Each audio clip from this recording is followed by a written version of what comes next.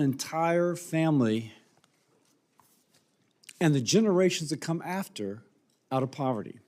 And it gives the children, the grandchildren, everyone else more opportunity than they would otherwise have. And on both sides of the dais, we are interested in how do the American people achieve the American dream.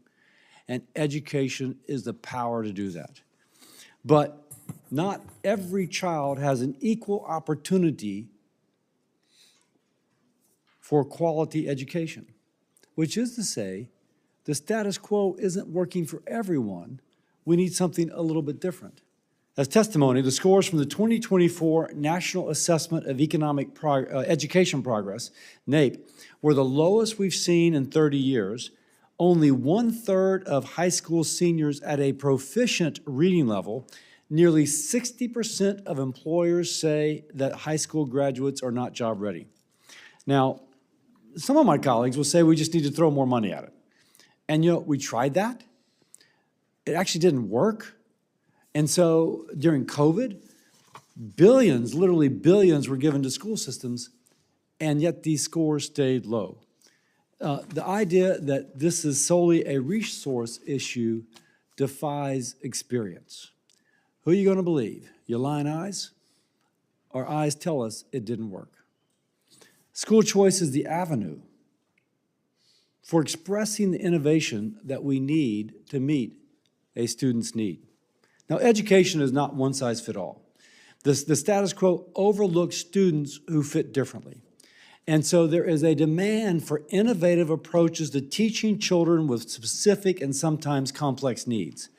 And some public charter schools, some charter and private schools, other private schools, parochial schools are doing this. And full disclosure, my wife, Dr. Laura Cassidy, has a public charter school designed to serve children with dyslexia. And the curriculum provides early and necessary interventions to support the students struggling to read. Students who in a traditional school just can't comprehend, but they're bright. And if you speak to them as they need to be spoken to, if you will, teach them as they need to be taught to learn, they will achieve their fullest potential. That should be our goal with every child, but that takes innovation. Other schools like Ohio's Oakmont Centers and the Sale Future Academy, I wish I had been a teenager at the Sale Future Academy, specialize in meeting at-risk students where they are to improve their academic achievement. I'm also impressed with the St. George Municipal School Unit in St. George, Maine, providing hands-on learning in trades that supports the local economy, such as boat building, woodworking, metalwork, and technology, other aspects of technology used in that. You can imagine that those employers say that the high school graduate is job ready because it's innovation. So these types of schools with more tailored education should be accessible to all. And school choice does that. It puts the parent in charge of the child's education, allowing them to choose the educational pathway, the innovation that best meets their child's needs. By the way, I went to a traditional public high school all the way down, and it worked well. My son went to an inner city public high school, and it has worked extremely well. The traditional schools work for many students. What we're asking, though, is to give the parent the choice if it does not.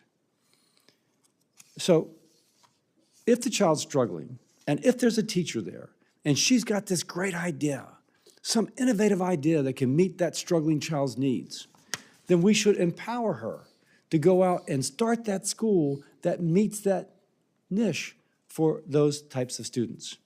Now, sometimes when you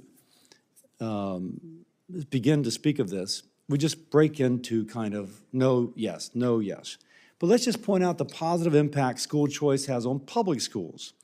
When you empower parents with choice, they choose the educational system that's best for them. But that prompts lower performing schools to improve, and healthy competition drives results. It is a win-win, and that has been demonstrated in school systems. Now, our children deserve the best chance at success. I'm a parent, I'm a grandparent. I want my grandson to have the best opportunity to achieve his potential. But everyone could say that of their children and grandchildren. I'm proud to say that provisions from my Educational Choice for Children's Act, included in President Trump's historic working families tax cuts, further enables parents to supplement their child's education. And if they're in a failing school, to be able to choose a school which succeeds for that child, or to get some after-school tutoring if that's what they need to increase their opportunities. And by the way, this isn't partisan, at least not among the people. The American people want school choice. It is supported by nearly 3/4 of K through 12 parents. Republicans overwhelmingly support. More than half of self-identified Democrats support as well. So it's not about public school versus private, not about teachers versus parents, not about Republicans versus Democrats. It's about giving a parent access to that innovative educational program best for her child, so that her child can maximize her talents or his talents and achieve their dreams. With that, I recognize Senator Sanders. Thank you, Mr. Chairman, for holding this hearing. I think you began your remarks by saying that it's almost self-evident that education is important. And you're right, of course it is. And yet let's back up and understand that not only is education is important, that the children of this country, the future of our nation, are also important. And we have to take a deep breath and ask why in the richest country in the history of the world, we have the highest rate of childhood poverty of almost any major nation on earth. Millions of kids are struggling to get the nutrition, basic nutrition they need. We have to ask ourselves why, in the richest country on earth, our child care system is completely broken and dysfunctional, and while millions of people are leaving school, if they're able to go to college, deeply in debt. Does that sound like a nation that believes in its kids and actually believes in the importance of education? If we believe in the importance of education, why are we paying teachers, in some cases, $35,000, $40,000 a year? Do you think you're going to attract the best and the brightest? We're going to get really excited. I want to teach kids. Oh, you're paying me $40,000 and I'm graduating college, $50,000 in debt? Really? Does that suggest that this nation really prizes and cherishes the importance of education? I think not. More to the point in terms of this hearing, it goes without saying, and I think the chairman made the point. There was once a time, let's not forget it, when the United States was the best educated country on earth. We led the world in the percentage of adults with college degrees, okay? Best educated. We are no longer number one. Today we are in 11th place. Countries all over the world, poorer countries than us, doing a lot better job in understanding that their kids need a great education. And one of the reasons for that is that our students are woefully unprepared for higher education. Today, the U.S. ranks 28th out of 37 developed countries in math, 12th in science, and 6th in reading. Now, there are a number of reasons, number of things we can and should be doing to strengthen and improve education in our nation. I think there is widespread agreement on that. But let me tell you something I believe we should not be doing. We should not be creating a two-tier education system in America. Private schools for the wealthy and well-connected, and severely underfunded and under-resourced public schools for low-income, disabled, and working-class kids. Unfortunately, that is precisely what the Trump administration and my Republican colleagues in Congress are doing. Trump's so-called big, beautiful bill included a provision that provides an estimated $51 billion a year, that's a lot of money, to expand private school vouchers in America, more than the Individuals with Disabilities Education Act and Title I combined. That same bill, as we all recall, gave $1 trillion in tax breaks to the top 1% at a time of massive income and wealth inequality. Let me be very clear.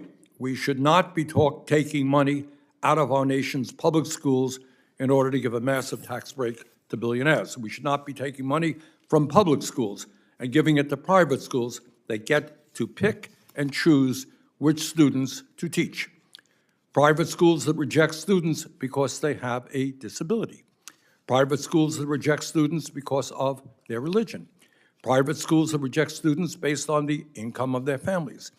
Mr. Chairman, it costs an average of $11,600 for a middle schooler to attend a private school in America. And that is the average. In many private schools, tuition is $30,000, $50,000, or even more a year.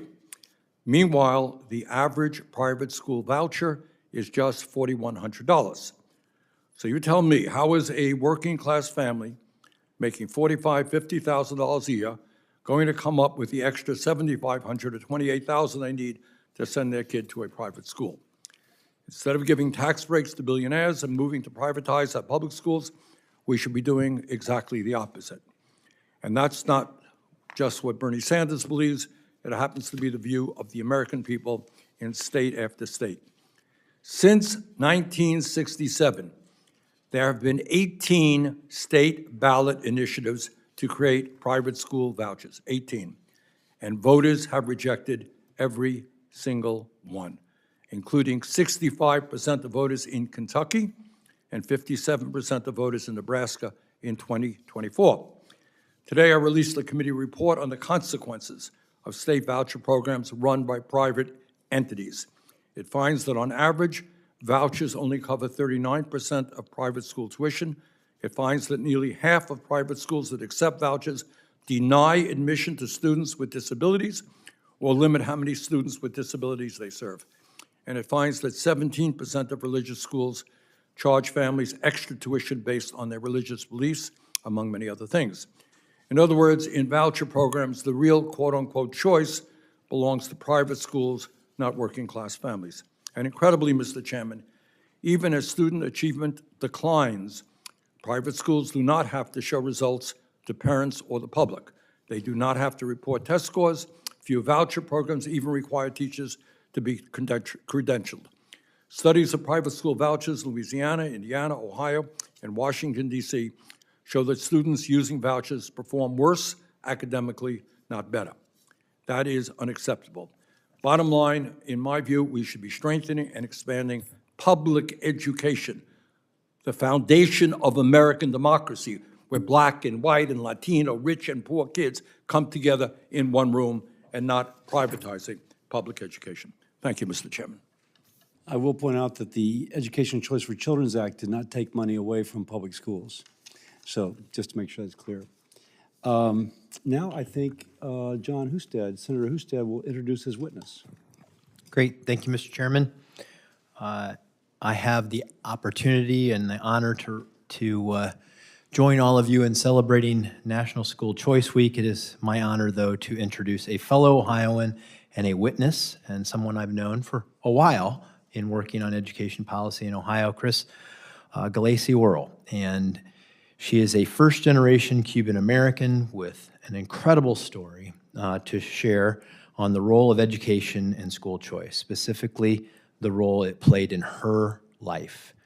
Ms. Gulacy Wuerl is a graduate of Columbus State University, or a college, I should say, and Malone University in Ohio before later getting her master's degree from Northwestern.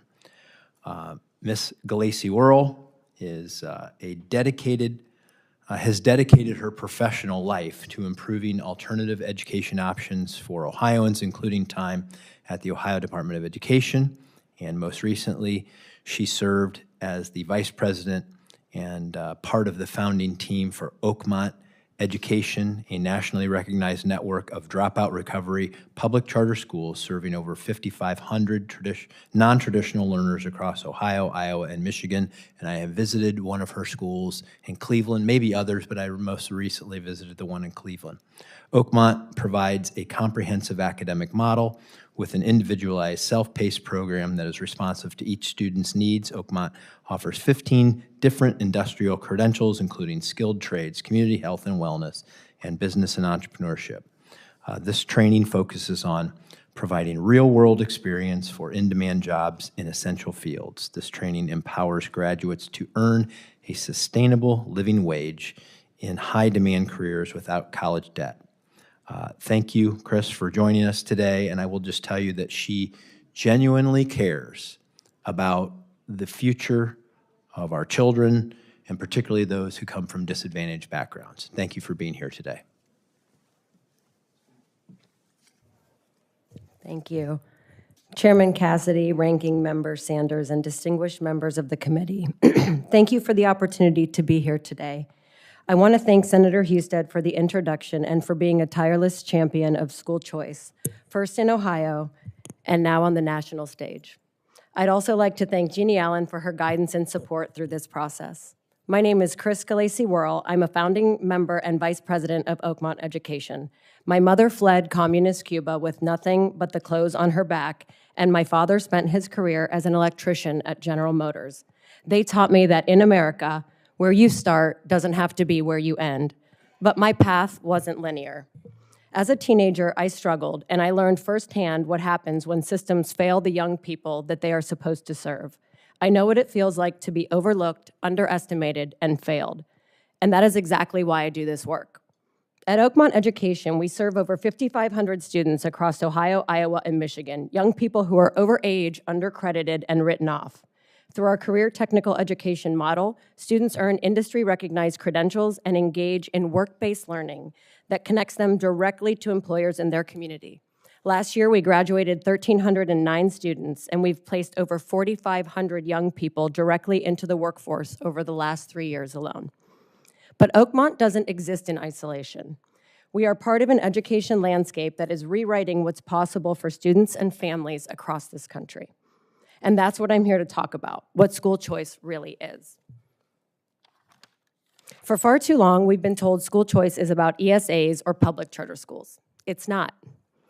What we're really talking about is educational plurality, a system with room for many models and many pathways to success. Schools, yes, but also EdTech platform, workforce partners, microschools, and advocacy organizations fighting for families ignored for too long.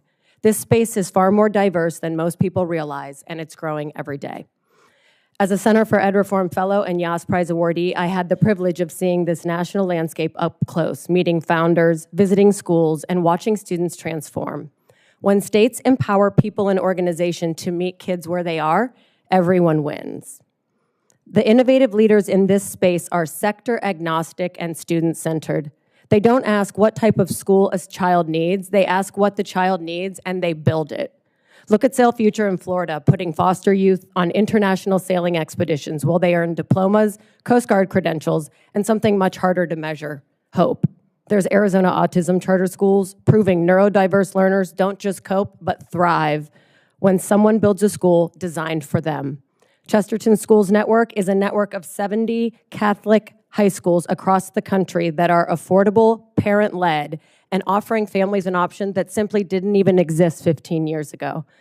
In the Rural Schools Innovation Zone, 5 Texas public districts came together to share career academies so rural students have the same access to opportunity as kids in Houston or Dallas.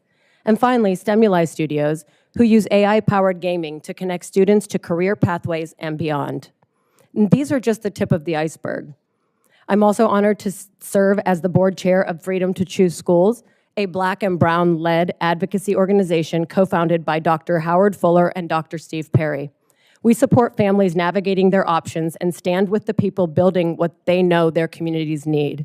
Because at the end of the day, it's not about which schools families choose, it's about having the option to choose at all. What ties all of us together across sectors, across states, across models is one thing: students matter more than systems. The opportunity we have here is rare, a chance to support an education marketplace that truly supports every child, not just the ones who fit in the box. But that is never going to happen if we stay in our silos. No single sector, organization, or political party can do this alone.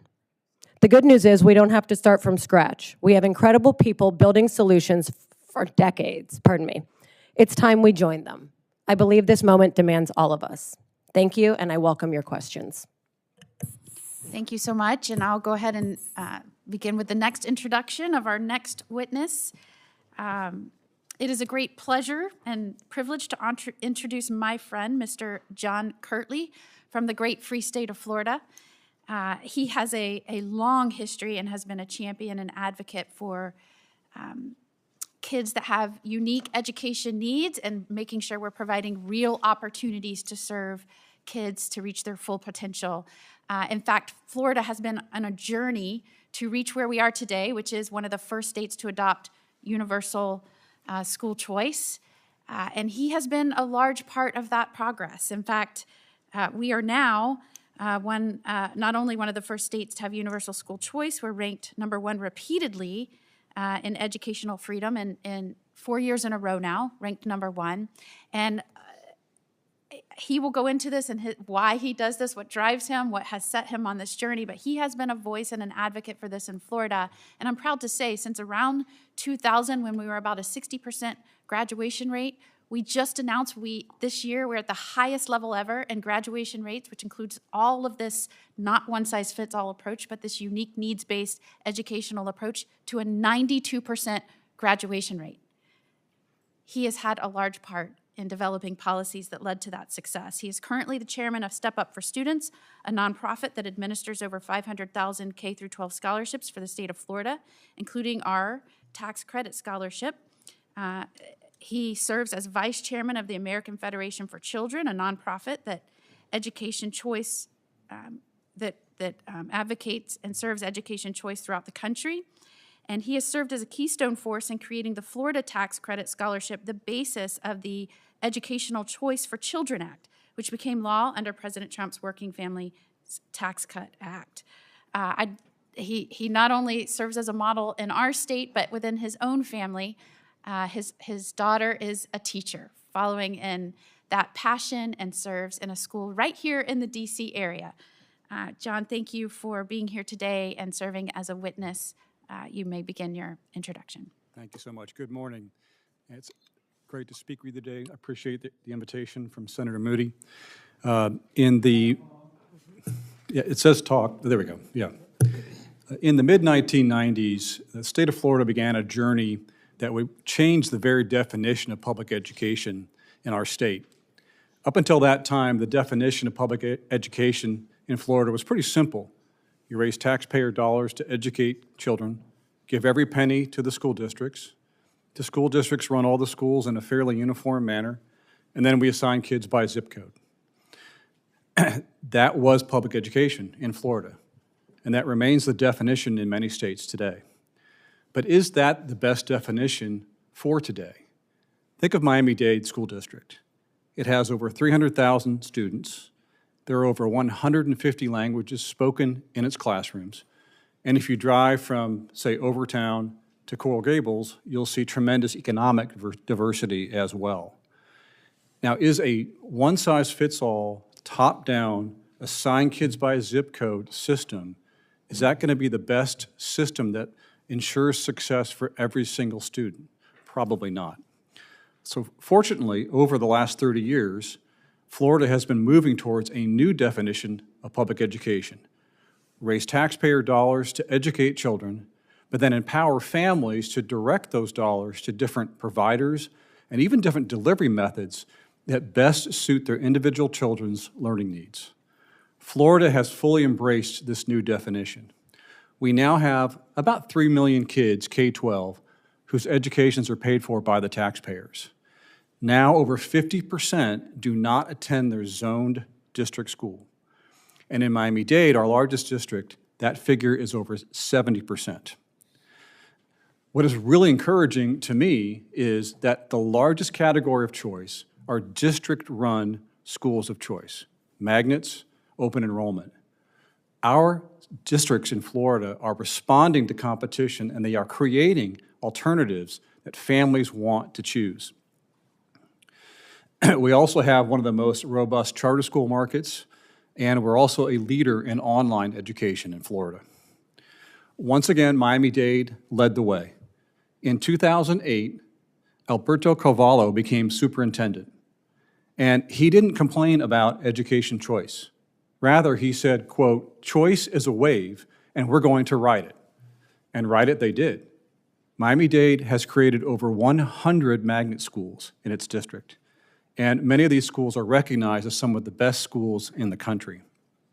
We also have over 150 charter schools in that district, and over 400 private schools serving kids on scholarships, many in low-income areas. Florida has made a full transition to this new definition of public education. Now, in our state, every single K-12 student can, if they want, get an education savings account every year from the taxpayers. They can use this account to pay for, yes, private school tuition, but also other approved educational products and services. Florida now has over 500,000 children on ESAs, and 150,000 of them do not attend a school full-time. Their parents are actually customizing their children's educations by buying educational products and services. As ESAs have grown in Florida, our state has become a hotbed of innovation, people creating alternatives to deliver educational services. Because parents can disaggregate the funds in the ESAs, meaning they don't have to just use it all in one place to buy tuition at one school, we're seeing hundreds of really innovative education providers being created in our state. Just one example, a marine biologist started a small business to educate 200 kids, mostly homeschoolers, out in the wild giving science lessons. This new definition is also creating opportunities for public school educators. Over the last 2 decades, we've seen hundreds of public school educators create their own schools, particularly in low-income areas. They can do this because even now, low-income parents have purchasing power that's provided to them from the scholarship programs. Another encouraging development, public school districts are recognizing that they have products and services that scholarship families want to buy. In the last year, 48 out of 67 school districts in Florida have either come on our online platform or are in the process of doing so in order to sell products and services to scholarship families. One of the most critical developments in Florida's journey to this new definition of public education was the creation of tax credit scholarships in 2001. The program works just like the federal program that was just passed, and it was critical in bringing choice to low-income families in Florida. As the program grew steadily over the years, it demonstrated how much families value this empowerment. When a lawsuit threatened to shut down the program in 2013, over 10,000 people traveled to our distant capital of Tallahassee to support the program. Thank you very much. Senator Sanders to introduce his witness. Thanks. I'm happy to introduce Maricel Garcia. Ms. Garcia is a middle school social studies teacher in the Isaac School District in Phoenix, Arizona. She comes from a family of educators and has taught for over 20 years. Ms. Garcia is also president of the Arizona Educational Association. As president, she works to ensure all children have access to a high-quality education and all teachers are paid a professional salary. Ms. Garcia, you may proceed with your testimony, and thanks very much for being here. Thank you so much. Thank you, Chairman Cassidy, Ranking Member Sanders, and members of the committee. Thank you for the opportunity to testify about Arizona's experience with the Education Savings Account vouchers as well as school choice. As Senator Sanders said, my name is Maricel Garcia. I'm a proud 8th grade social studies teacher in Phoenix for 20 years, and I currently serve as a president of the Arizona Education Association. In 2022, Arizona lawmakers overrode the will of the voters and enacted the first of the nation's universal voucher program, one of the Trump administration officials now cite as the national model. Today, I want to share with you the consequences of that decision and other Arizona's experiences as a cautionary tale. First, I want to start with a little brief history. For more than 3 decades, Arizona has been the center of efforts to weaken public education by breaking the connection between families and neighborhood schools. In 1994, our legislature adopted an open enrollment policy allowing students to attend public schools outside district boundaries. Combined with rapid charter expansion, this scattered students far beyond their public neighborhood schools and with no meaningful improvement in outcomes. Today, Arizona has hundreds of school options, but fewer children play on the same sports teams, wait for the same bus, or graduate from the same schools as their neighbors. Many of you come from close-knit towns, and I ask you to consider the role of your neighborhood schools in your development and making your community stronger, and what we lose when these disappear. In 2011, despite disappointing results from early choice policies, the lawmakers created Arizona's first voucher program, which was limited to a small group of students. It's important to note here that vouchers have never been popular in Arizona. Between 85 to 95% of our students attend public schools. Voters have consistently expressed strong support for public education. School privatization in our state has been driven by lawmakers and special interests, not by families. In 2018, Arizona parents organized a campaign against universal vouchers that passed by the voters, a 2-to-1 margin, only for lawmakers to force universal expansion into the law anyway. Today, our voucher program is bloated mess, costing 3 times more than it was projected. In my testimony today, I want to focus on 3 issues: student outcomes, waste and abuse, and student safety. In November, a RAND Corporation study found that 70% of Arizona vouchers recipients were already attending private schools or homeschool programs before they accepted this voucher. Students with disabilities who once made up a majority of the voucher recipients now only make up 20% of this program. These findings show that vouchers have not had meaningful expanded school choice or prioritized the greatest needs. What we have found is that the Arizona program has no income cap, and so disproportionately share of funding flows to wealthy families. For low-income families, vouchers often only offer the illusion of choice. Private school tuition in Phoenix has exceeded $20,000 a year, leaving families thousands of dollars short. Private schools can reject those students for any reason.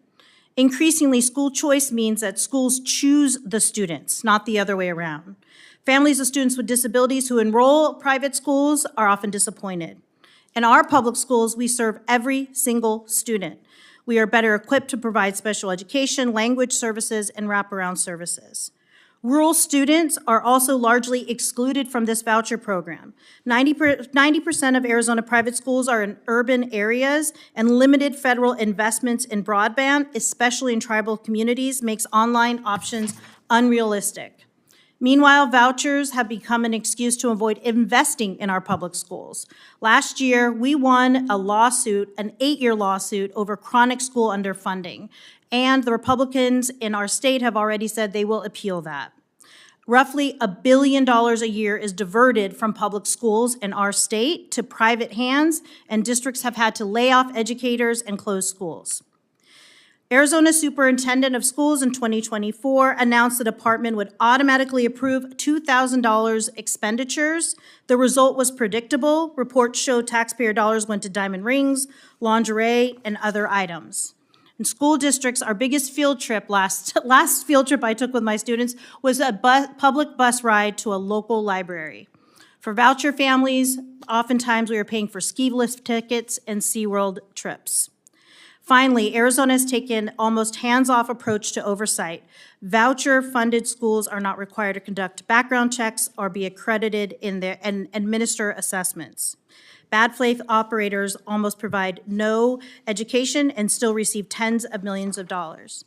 I am deeply concerned we will hear more stories about students who are harmed by these schools. Every child deserves a great public school. In Arizona, our experiences show that vouchers are not the way to achieve that goal, and I am grateful for this time and invite any questions you may have.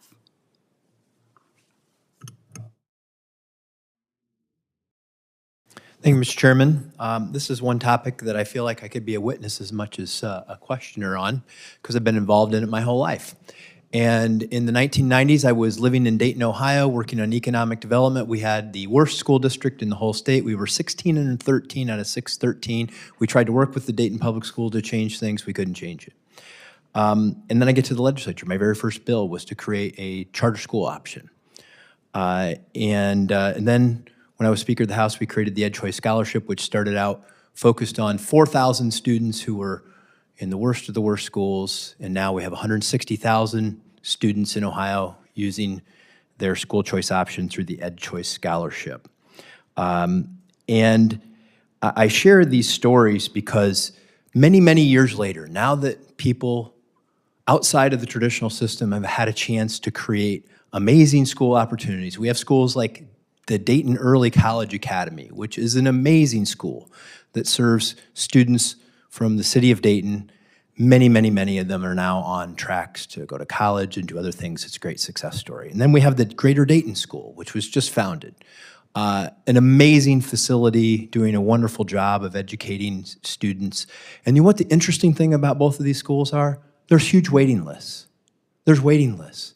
If you give people the choice and you create an amazing opportunity for them, guess what happens? Parents decide that they want their kids to go to these great schools. It's not just in Dayton. And I visited recently the St. Mary's School in one of the lower income areas of Columbus. It serves children from, I think, 30 different zip codes, all of them low income. There's a waiting list there too. They have a health clinic. It's a place where students are getting a great opportunity in life. So the story I can tell you in our state is one of success. It doesn't mean it's a magic cure. Educating students is hard, particularly if they come from difficult backgrounds. There are wonderful public schools that I could also hold up and talk about the amazing things that they are doing too. Any educator, no matter where they come from, in a public school, a private school, charter school, it's fantastic. We love the ones that innovate. But we also know that there are pockets of great despair in education. And so that brings me to ask Chris Galacy-Worrell, who I have known for a long time. You are mostly focused at your charter schools on children who have dropped out, who literally aren't in the system, that no one cares necessarily about them. It's no one's job to, but you've created this network of schools to try to help them. And would you tell us a little bit more about how your schools work at targeting that dropout population? Thank you, Senator, for the question, if I may. Our average student is over 18 years of age, reading at a 4th or 5th grade reading level, and has attended 3 or more high schools before coming to us. So students that are outliers outside of the system. And I think when we're talking about public districts or any district or any school, we have to remind ourselves quickly before that our districts that are failing students were redlined and designed to do so and are functioning as a result of that historical redlining so many decades ago. And we're seeing school choice from the very beginning when a family can opt to buy a home that is $350,000 in a, quote, good school district versus a family that is kind of boxed out of that neighborhood school. And the neighborhood school they are given is one of failure and continued failure. So at Oakmont Education, we not only take students who are outside of the continuum of education and who have been failed time and time over, but we have district partnerships because our district partners realize the continuum of education. I've never met an educator who wants students to fail. I've never met an educator who says, I really want this kid not to graduate. But we are humans and our systems are taxed to a place where not every student can get what they need in the system they're in. So our school exists to make sure that there is a place where we meet students where they are. You are 21 years old or you're 20 years old and you have 4 credits. You're not going to go sit in a freshman classroom with other young people that are 14 and 15 years old. We're going to meet you where you are. You know, a third of our students are parents themselves. They have jobs. They have critical decisions to make. So we make a place that is fully available to them from start to finish, wrap around, therapists in each of our building, available people to navigate what's next for them in life. We start with that end in mind, and no 2 kids at Oakmont are the same. So I know I'm running out of time here, so I just wanted to say this. The amazing thing about what school choice does and what Chris is talking about is that every child has a different background. They have a different need. Yes. And we can't expect public schools to meet all of those needs. They do a great job in many cases, but there are also unique pathways to serve the unique needs of every student. School choice allows that to happen. In this particular case, Mr. Chairman, these are students that the system forgot. And what Oakmont does is try to bring them back in and give them a chance. Thank you. Thank you. Senator Sanders. Ms. Garcia, it is my understanding that 65% of voters in Arizona rejected a ballot initiative in 2018 to fund private school vouchers. That's a pretty overwhelming number. Am I correct in understanding that? Why did state lawmakers override the overwhelming will of the voters of Arizona? They've done this several times, but I think it was clear to us that there was special interested in testing out some of these policies in Arizona. So special interest and politicians got involved and convinced each other to vote for it. Let me ask you another question. My impression is that a lot of young people graduating college, for a variety of reasons, are not interested in becoming teachers. And I remember a couple of years ago, I was talking to a superintendent of schools in a rural area in Vermont. Their starting salary was something like $38,000 a year. Are we going to attract the quality young people that we want, who are often graduating college themselves, deeply in debt, with the kind of salaries that we are now paying our teachers? Are we telling the world that we prize education when we are not paying teachers the salaries that they deserve? Senator Sanders, this is one of the most heartbreaking things is that first-generation college graduates, this is far from a practical decision to enter a profession like education. My first year teaching 25 years ago, my salary was $36,000. The average new teacher salary in Arizona now, 20 years later, is $43,000. We have not shown investment. Most teachers across America do not have paid family leave, are unable to afford health care for anyone in their family. This is not an attractive profession. As a second-generation educator, I understand that the job meant I was going to work 80 hours a week. I understood the sacrifices that would go into it, but as a mother, I had no idea that I wouldn't be able to make ends meet or be able to afford a home going into such a treasured profession. Ms. Garcia, in Arizona, which families primarily benefit from the voucher programs? Working-class families, low-income families? Senator Sanders, no. The data shows that most of the students that are using this are from high-income areas and have already chosen, their families already made the decision that this was a choice that their family was going to make. I am concerned that if we put more and more resources into private schools and fewer resources into public schools, we're going to end up with a two-tier system. People on top will probably get a good education. There will not be the resources for kids at the bottom. And you're going to bring more and more kids, a lot of them with trouble, et cetera, et cetera. Is that a fair concern? I think Senator Sanders, this is a reality in Arizona right now. Public school parents, public school educators are doing everything we can. We're holding on as tight as we can to make things best for every student that walks through our doors. But right now, when you hear of students going on these fantastic voyages and resources, it is two different experiences for students. Ms. Garcia, how has the rapid expansion of school privatization in Arizona, and Arizona is just one example, and there's states all over the country doing this, led to schools losing funding or closing? What impact has the funding of private schools had on public education in Arizona? Sure. The ESA voucher program comes directly from our general fund, which means the same money that would go to paying educators, updating schools, resources is the same money that is being allocated to the ESA voucher program. There is no cap on it, and so it's almost like turning on a water faucet and letting it go. This year alone, it will be $800,000. Say this year what? This year, $800,000 out of the general fund. $800 million, I'm sorry. $800 million? Yes, out of our general fund. Okay. Well, Ms. Garcia, thank you very much. Let me thank all of our panelists. Thank you, Ranking Member. And I thank the chairman for holding this important hearing, and I am sincerely grateful I get to serve as the co-host of National School Choice Week with not only the chairman, but my friend Senator Tim Scott. And I am happy about that because my state, the free state of Florida, is the best in the union, I believe, for school choice. We have been ranked by both the American Legislative Exchange Council and the Heritage Foundation numerous years in a row as the best state for educational freedom. And as Mr. Kirtley will, I'm sure, remind us, this did not happen overnight. It took a lot of work and a lot of policy decisions, a lot of policy tweaking, but it was work from parents and advocates and state policymakers that transformed Florida from a state with poor performance across the board to a leader in education. Starting with Governor Jeb Bush's administration in 1999, Florida's graduation rate at that time was 60%. Governor Bush was a leader in educational choice. He really set the stage for much of what was done in Florida. Back then, only 0.4% of K through 12 students attended a public charter school. Fewer than 10 students in the whole state received a K through 12 scholarship. Fast forward to today, everything has changed.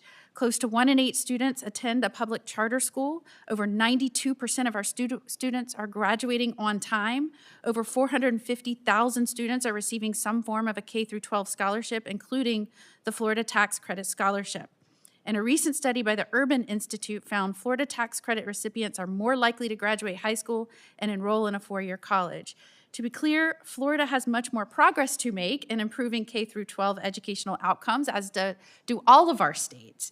But for our children, school choice has been an invaluable tool for success, no matter their background or means.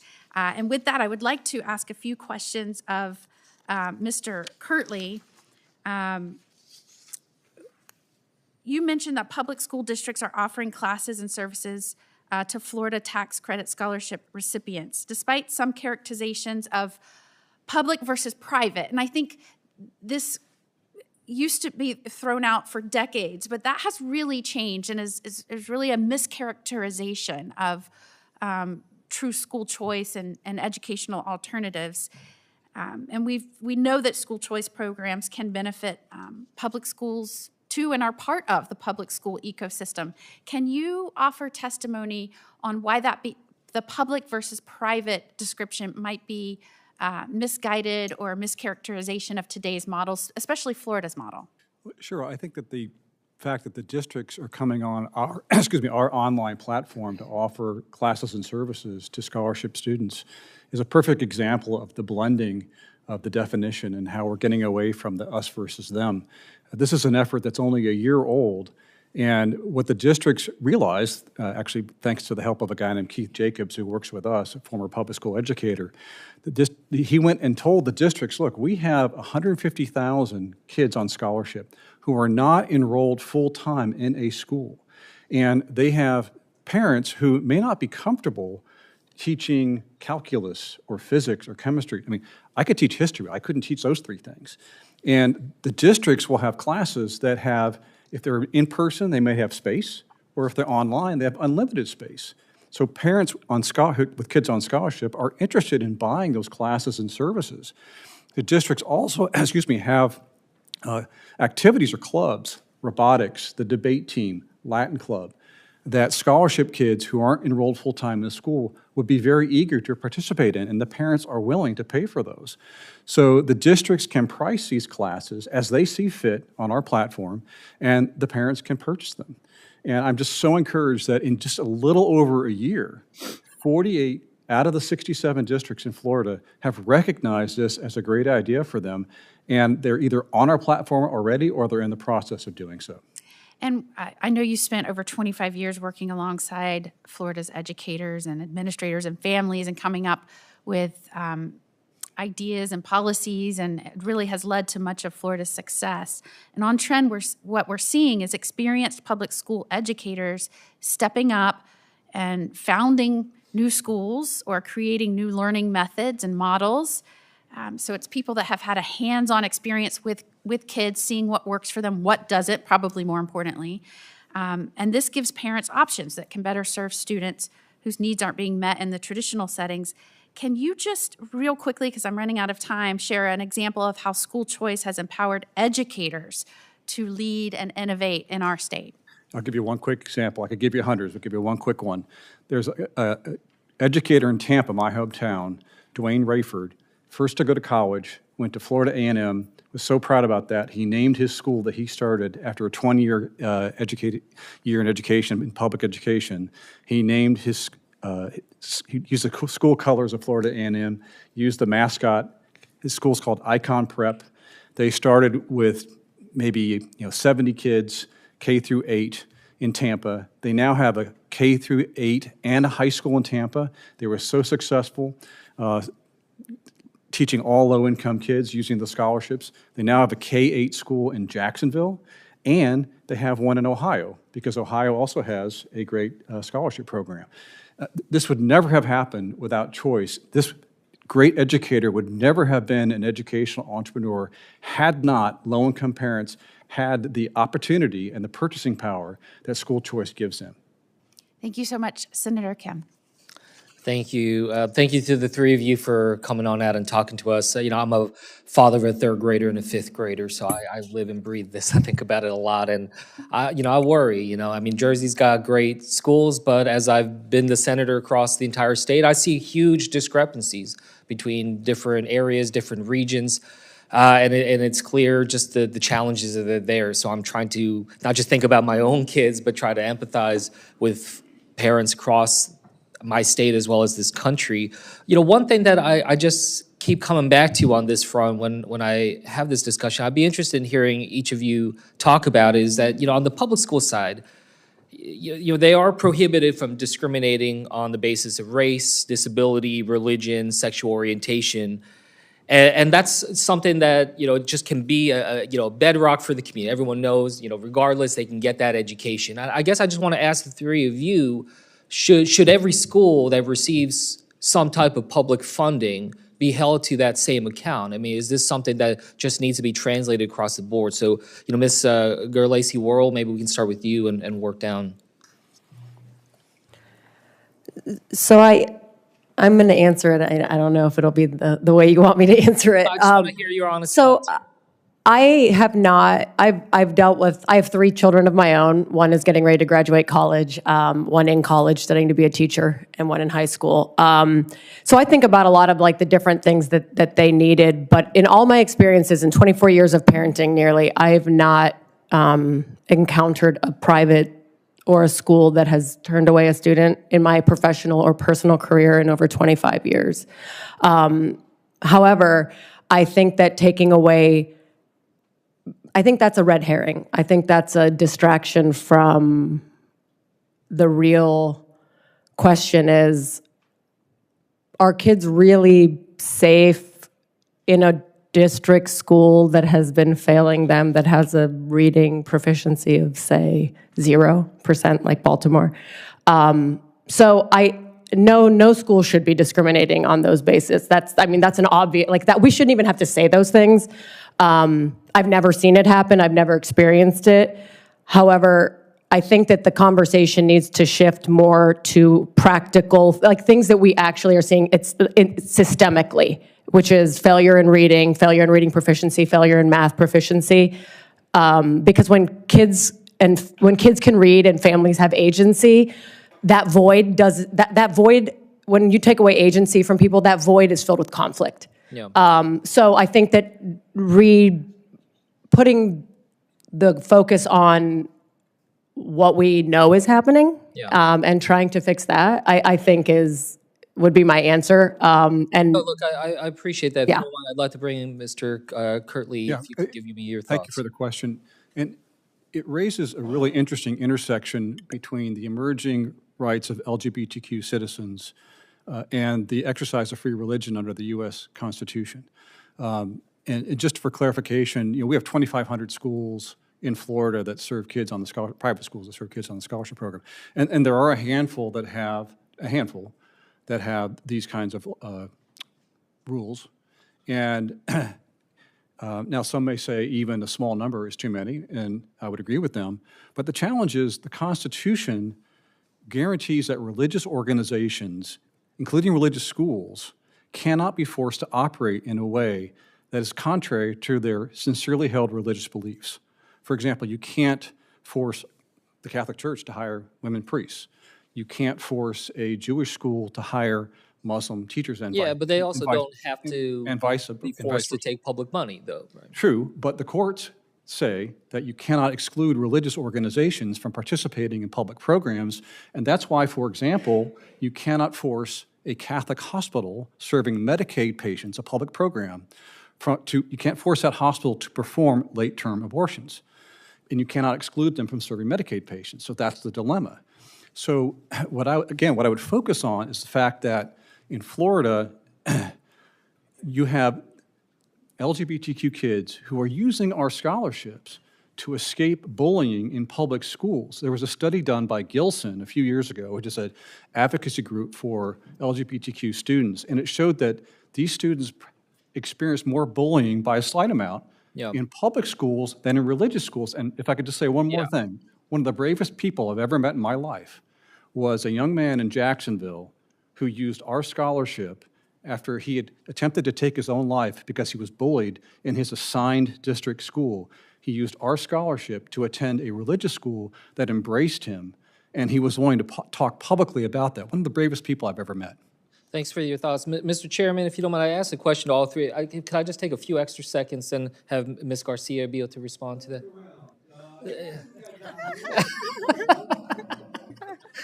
Thank you, Chairman. Ms. Garcia, because you have talked about it tangibly. It's not theoretical to you, and so I guess I just wanted to hear your thoughts about this. Yes, Senator Kim, public schools welcome every single student. It does not matter. We do have documented evidence that students are being turned away, or if the school is not able to meet their special needs, that they are sent away, and we welcome them back into public schools. We welcome everybody. I think as an educator, as a veteran educator, the one thing that will ensure that students do well beyond our classroom is if they feel safe, if they feel accepted, more importantly, if they have the stability of a public school. So in public schools, and I believe that our taxpayer money should make sure that every student is accepted and that there's some sort of accountability and transparency that students are treated fairly. Yeah. No, thank you for that, Chairman. Thank you for letting me take just a little extra time, and I appreciate your thoughtful answers. And what I just tried to say, I was not asking the question in a gotcha type way. I'm sincerely trying to grapple with this, and Ms. Gerlacy-Worrell, I agree with you. A fundamental question is about the failure of education. I mean, that is something that both sides of the aisle should recognize. We have failed these generations. I'm worried deeply about my kids' generation, not just about my kids, and we are not setting them up for success. Now, the question that we're trying to grapple with is, well, what comes next? How do we try to improve that? So, I just sort of throw that out there. I want to get to your question too, and I think that is the focus. But I do think thinking about how do we make sure that that is available for everyone and that we're not creating a situation, Ms. Garcia, that you mentioned, of widening the gap between the haves and the have-nots. So that's just something that I hope we can continue to engage in on, have that kind of substantive, thoughtful conversation about education and not let our kids' education be caught up in just the partisan bickering and the argument that so often encapsulates this building, unfortunately. And that's something that I commit as a parent to try to do. So thank you, Chairman, and hope to be able to continue this dialogue with you. Senator Kim, what a great statement. What a great hopeful statement. And y'all gave very thoughtful testimony. I'm struck by what you said, ma'am, about how there's effective redlining if you do it by zip code. And you can call it what you want, but the fact that now people are choosing, and sir, when you said that the schools have become better because now there's competition, that's a good thing. And Ms. Garcia, I accept your concern that some kids will not be able to, particularly have their needs met because the school does not want to accept them. Now, I will flip that a little bit. Again, as I mentioned, my wife is got 4 public charter schools for children with dyslexia. And it may be that a school is not equipped for a child with dyslexia or a child who's autism. The parent could still elect to go there, but the parent should have the choice for the innovation that specifically meets her child's needs, sort of thing. So it's been, I agree, a very robust conversation. And you mentioned, again, the 18-year-old and 19-year-old with a child at home with a life experience far different than the freshman in college, freshman in high school, that you meet them where they are.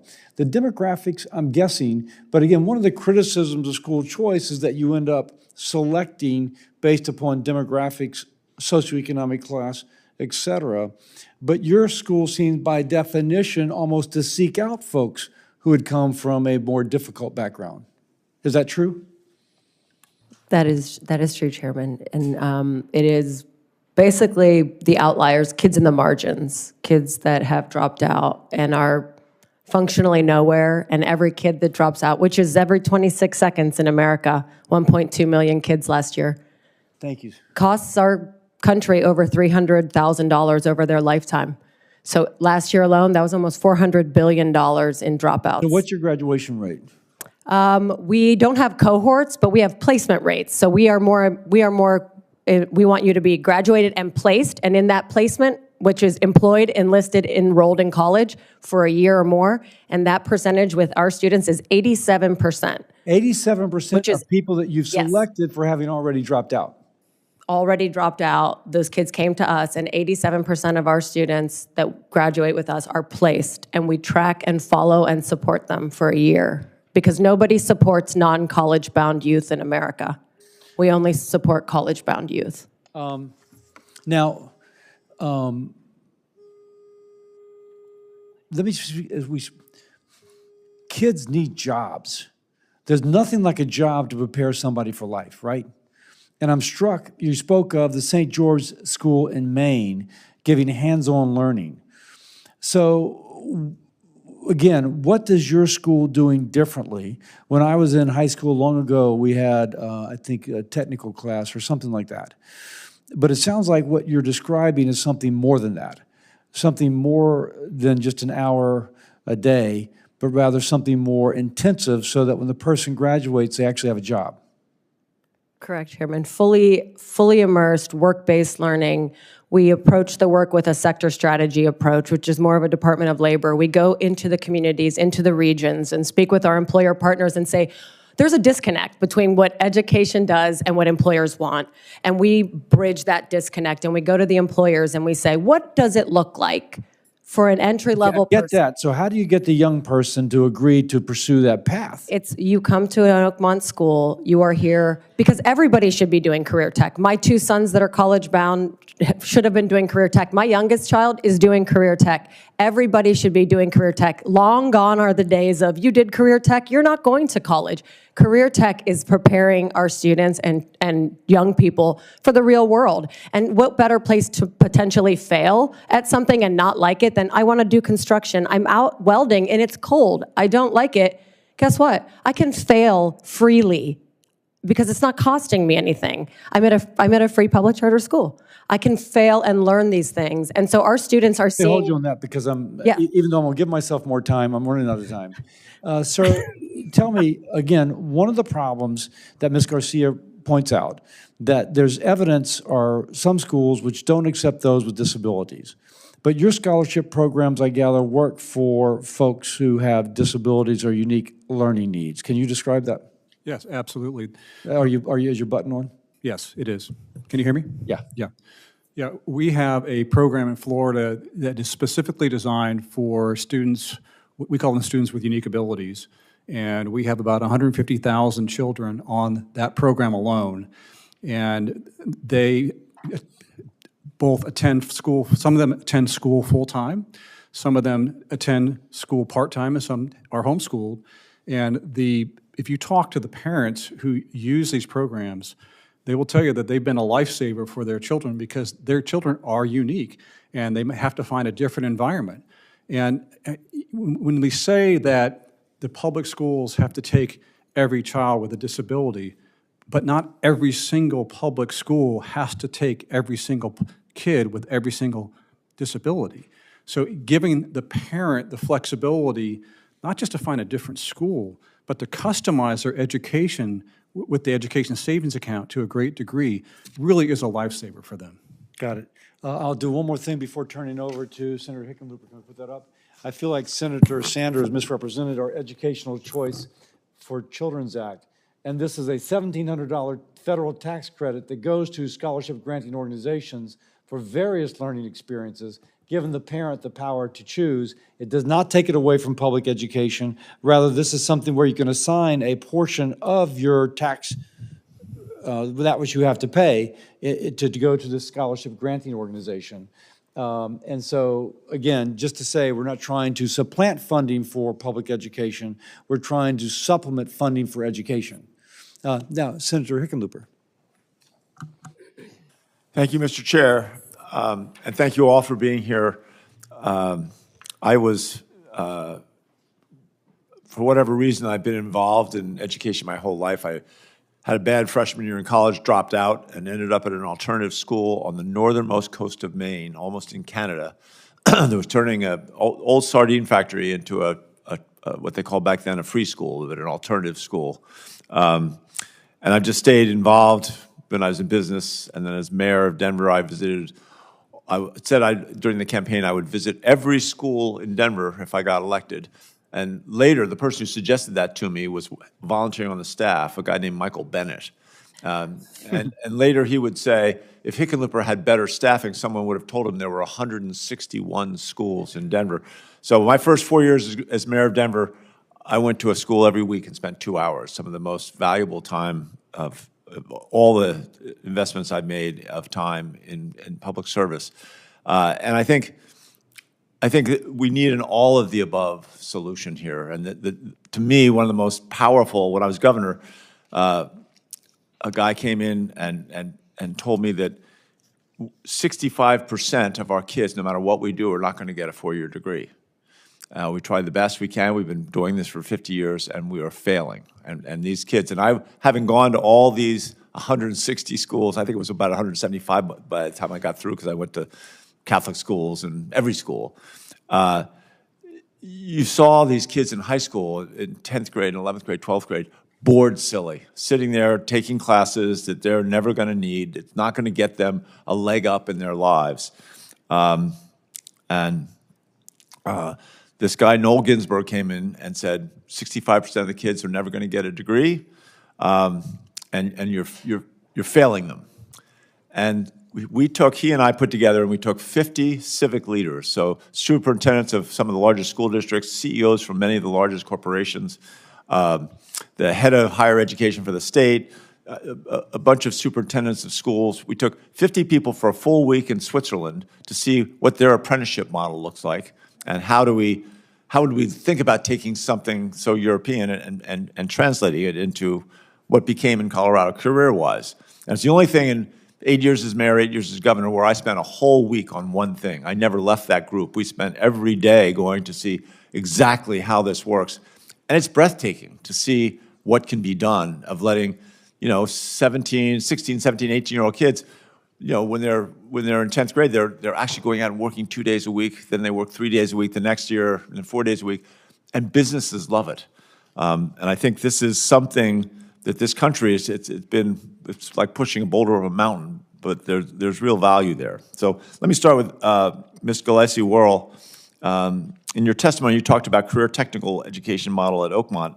How do you recruit your students and work with their families to kind of navigate this career technical education model? And how are the students then connected with employers for training and placement? Thank you, Senator. We typically don't need to recruit. We have a lot of partners in districts. We have a lot of word of mouth and a lot of relationships with the justice systems in the different areas that we are in.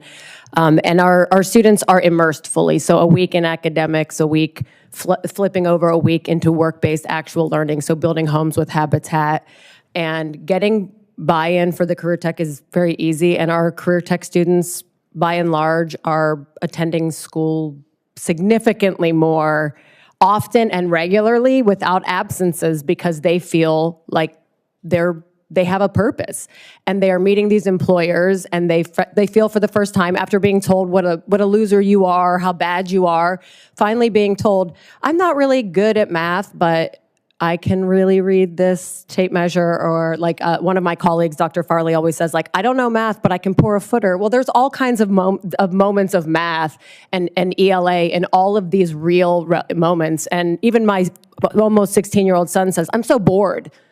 There's nothing relevant.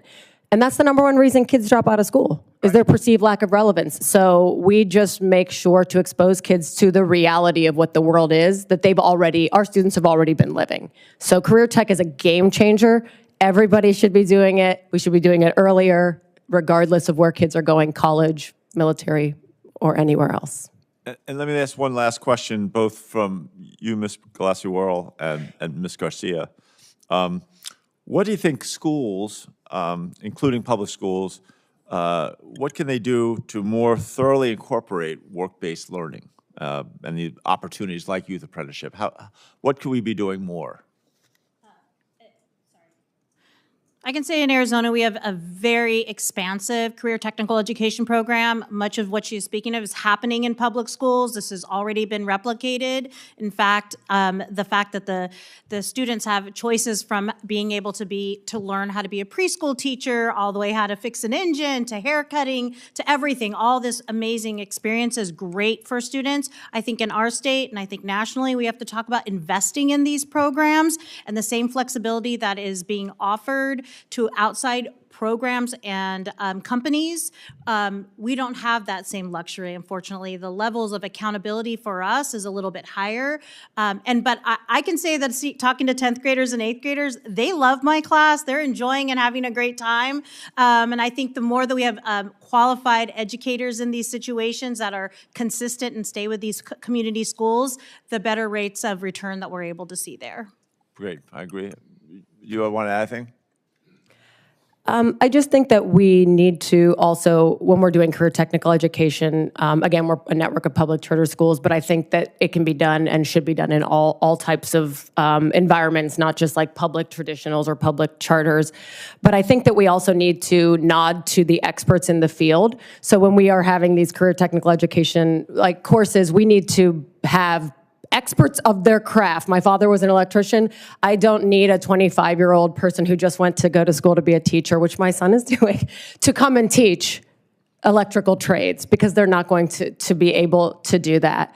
So I just think that making sure that we are being true to what it is instead of trying to make it what we would want it to be if it were a perfect situation.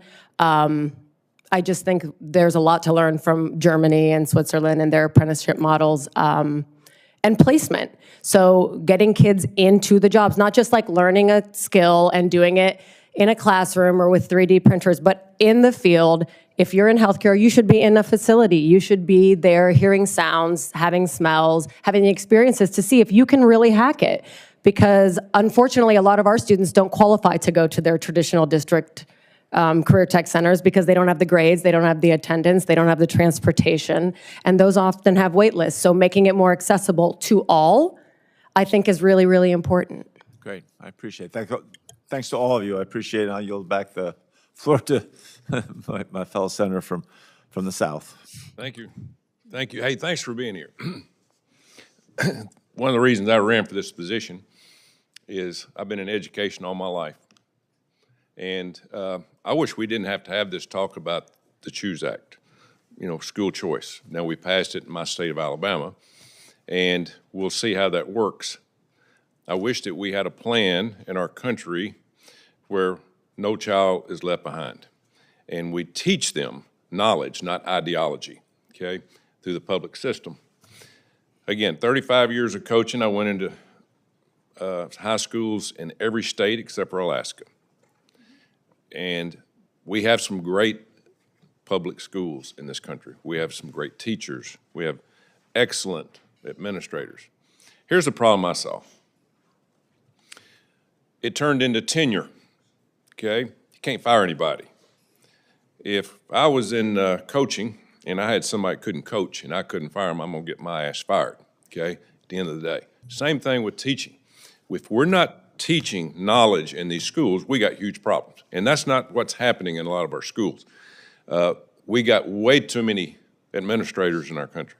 We have tripled the amount of administrators in this country as compared to teachers. Everybody wants to be an administrator, where I guess they want to plan something, they want to be over something. And that's put us in a tailspin. So what I'm saying is we forced our hand into this school choice. It's been forced because we've wasted trillions of dollars. And I've worked with thousands of kids that come in with 4-point GPAs, and they couldn't read and write. They were passed along. Just get on, we don't want you anymore. You're a good athlete, so let somebody else do it. I spent a lot of my own money teaching kids to read. Had a kid tell me one time after we taught him to read, "What's the most exciting thing that happened to you?" He said, "I can read a menu now. I don't have to go in and order a hamburger."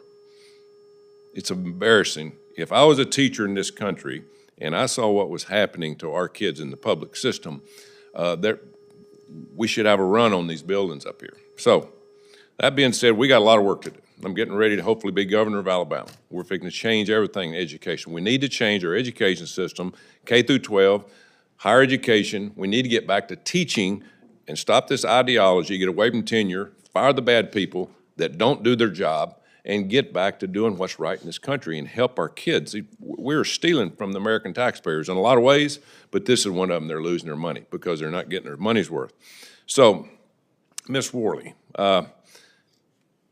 if you have school choice, and I'm in Alabama, you tell me how I'm on transition from school choice to workforce development. How do I do that? I mean, how does that work? How does school choice and how do we understand the significance of making that transition from school choice area?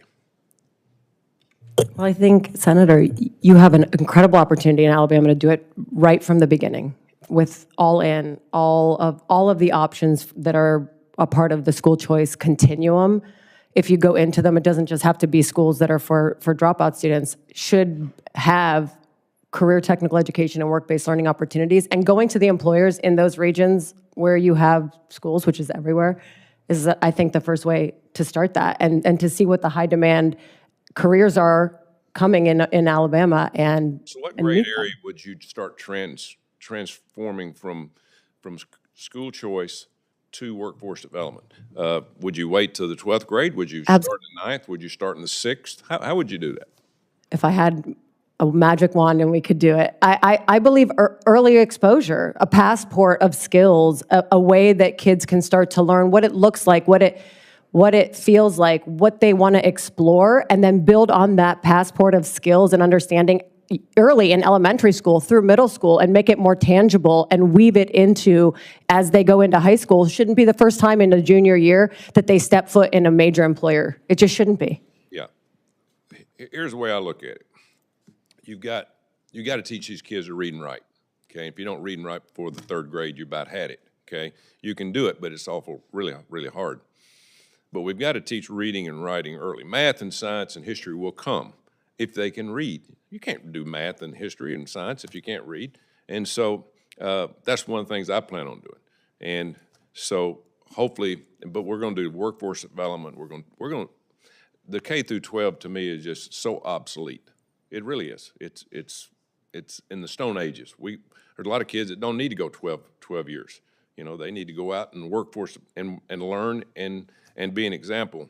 Mr. Kirkley, I lived 10 years at Coral Gable. Coached 10 years at University of Miami from 1985 to 95. Won a lot of games, but I saw a city transform. There's not a more diverse city in this country than Dade and Broward County. It's just not. And I saw our education get better because a lot of these kids come in, they can't speak English. They come from all these third world countries, but they did a great job doing it. How did they do that? Thank you for the question, Senator.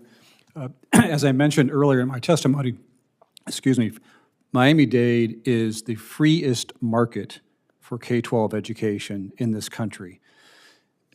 Every student in Florida, but certainly in Miami-Dade, has the ability, if they want, to have an education savings account to use for tuition to a private school or to buy education services and products to customize their education. We have 150 charter schools. We have 400 private schools that kids can attend, and low-income kids do attend on our scholarships. But most importantly, as I said earlier, the public district in Miami-Dade did not shy away from competition. They didn't complain, not once. When the superintendent came in 2008, when choice was just coming to the fore, he said, I'm not afraid of this. We're going to create options that families want, and they did so.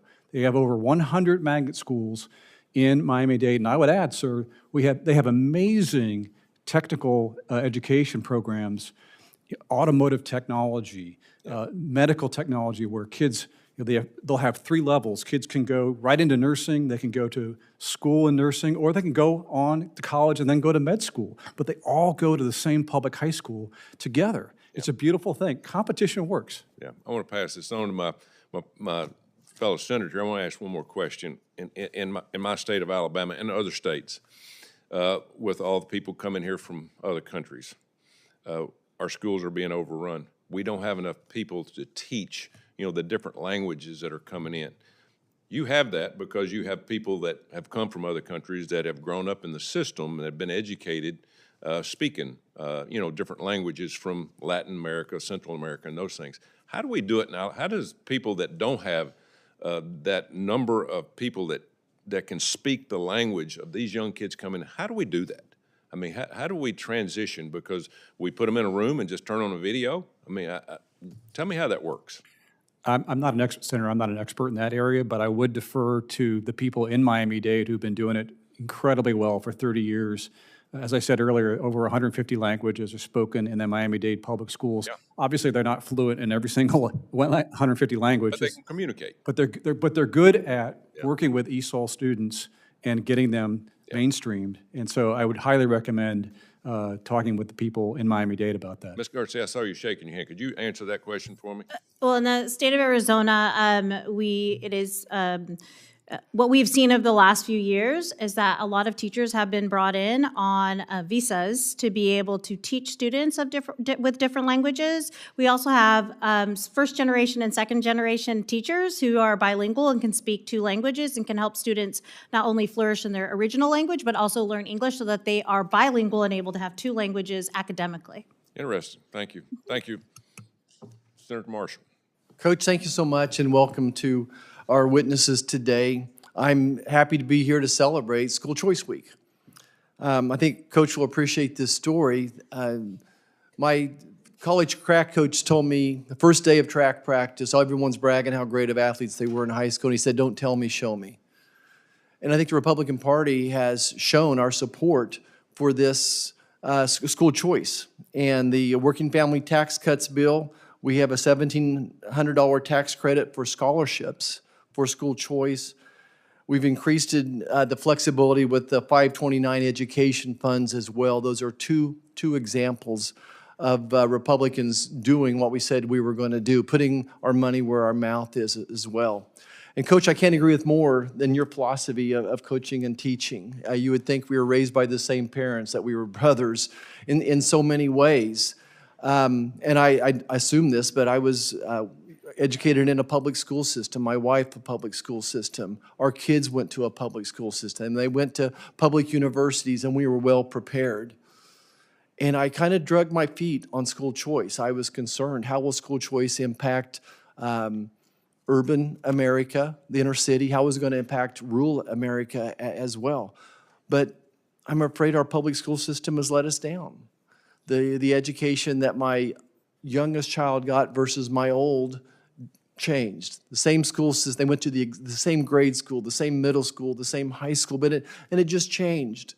And I can't say enough thank you to the dedicated teachers and coaches in public school and the teachers and coaches that my kids had. I mean, these are A++ people. I got to deliver their babies. I got to get to know them, coach their kids in Little League. They coached my kids in Little League and then on through varsity sports. So I want the public school system to survive. And Coach, I look forward to you setting an example in Alabama that other states can follow as you break down those barriers, as we try to figure out, I think in middle school at least that kids should being shown there's great value in the tech skills, that the jobs we have in Kansas right now that are paying more than a 4-year degree job would, whether it's in plumbing or an electrician and all those types of things. Welding, we have the world champion welder from Southeast Kansas. So I'm going to challenge Coach on that one as well. World champion welder as well. But here we are, and school choice is upon us, and we need it. They need the competition. So, Ms. Scalesi, I guess my first question, I'm still really worried about rural America, that if some of these students are doing school choice, how do the public schools survive? And I'm looking for that win-win opportunity. Senator, thank you for the question. I think that if we want to really rise to the occasion that we're speaking of, and we want world-class opportunities for our American students, including work-based learning, career technical education for our rural students, as well as for our students in our urban cores, we have to address funding and making sure that the funding is available for our rural districts to potentially come together, form consortiums to offer the world-class career technical education opportunities that they have. Just because a choice comes into a rural community doesn't mean that the rural schools close. It should be a part of that continuum. And if we want to make sure that the opportunities are even for all students, we really do need to evaluate and make sure that the funding opportunities are fair and equal to support students in rural America. Because if you take a school and say, this school's going to offer all career tech, this school's not, you could have all students want to go to the other school with the career tech, but there needs to be a continuum of cooperation when you're bringing something new into those communities. We work in rural communities as well as urban communities, and we've not seen a district shut down as a result of that. Mr. Kirtley, would you add anything and maybe address it more from the inner city area, if that's some of your expertise? I mean, how would you expect the public school system to respond to the competition from school choice? Well, I have personal experience, which I'm happy to talk about. It was a long time ago, but I graduated from Fort Lauderdale High School, class of '81. It was an inner city high school, great mix of kids, and I had a great education there. But what I didn't realize was a lot of my teammates didn't graduate. They actually had what are called certificates of completion when they walked across the graduation stage, not a diploma. And when Governor Bush, Jeb Bush, instituted his reforms, when he was elected governor in '99, my high school was labeled an F, a failure. But that wasn't the end of the story. Because of the competition, because of the dedication of the public educators in Broward County, they turned Fort Lauderdale High School into a school of choice. It's now a magnet school. It's a pre-law magnet. And they have a national champion debate team, and they're now an A school, and I'm happy to say they still play football too. Yeah, it's always the people that make the difference. So my time's expired. Again, thank you. Education is the backbone of America. Education is what allows us all to achieve our American dream. I'm a first-generation college student and got to live my American dream out because of the great teachers and coaches and family that I had helped me with a very generous public education. And we want, share that same goal. We want every student, every child in America to have a great education. Thanks so much, Coach. Thank you, Senator Marshall. We're going to wrap this up, but I want to give each one of you 1 to 2 minutes.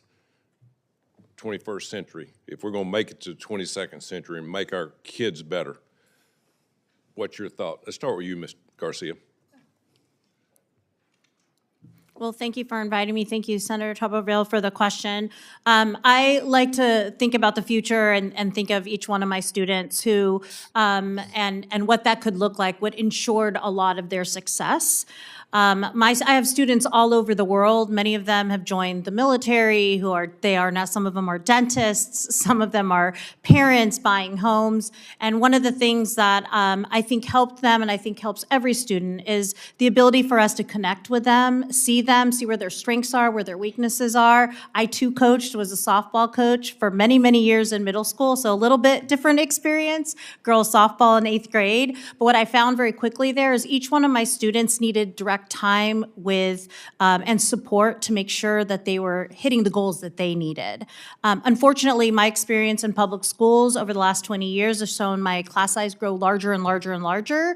My first year I had about maybe 26 students per class period. Now it's close to 32 and 34, which means I'm teaching 160 8th graders every day. So what I would love to see is an innovative way and direct tax money going to ensure lower class sizes, highly qualified educators, ensuring that we have tutors to meet the needs of every student, ensuring that kids had before school and after school programs, qualified librarians, nurses, that we had services available to meet the needs of all of our students. And I believe there is a path to get there as long as parents, educators, as well as policymakers are all in the same room together. Thank you. Go ahead, Mr. Thank you, Senator. I guess I would say I hope that other states follow the journey that we took over the last 30 years. I mentioned earlier that 30 years ago, we had a very simple definition of public education. Every dollar went to the districts, Districts ran all the schools, assigned kids by zip code. Worked great for me, works great for most kids, doesn't work great for every kid.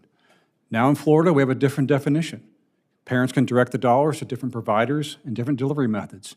We've gone from 35th out of 38 states on the NAEP back in 1998 to 2019, we were in the top 5.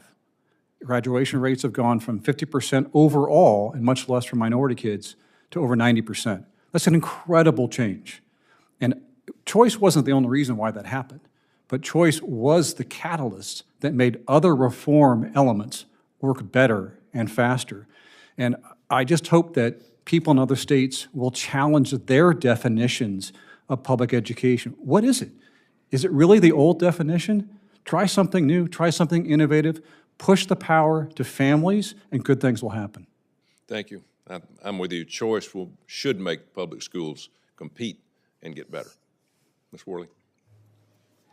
Senator, thank you. I would just really urge us to not be distracted by conversations that I think take the focus away from students and achievement and literacy.